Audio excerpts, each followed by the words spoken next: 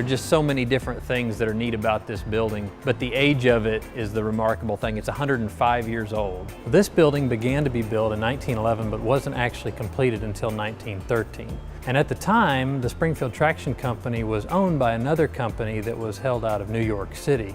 And they built this building specifically for the repair and maintenance of the electric streetcars. Now, those streetcars had actually been in service quite a bit before the construction of this building.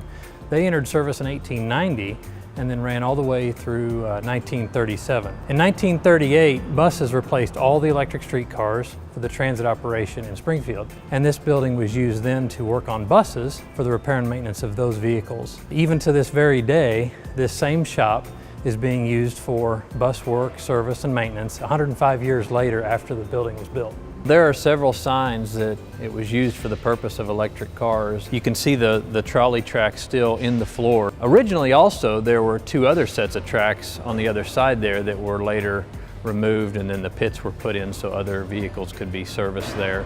Also, if you look up high, you can see the housing of an old electric motor that was used to run belts. And the belts that were used would have been to operate machinery that was in the shop. In another area, there are grates you can still pull up and access underneath the rails where mechanics would have worked in pits to service and repair the electric cars.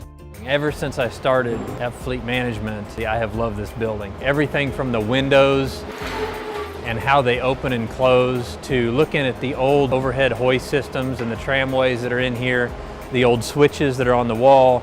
And it's neat to be able to walk on these tracks and think back about all the people who have touched them or ridden on them and worked here in the past. So yeah, that's a neat thing.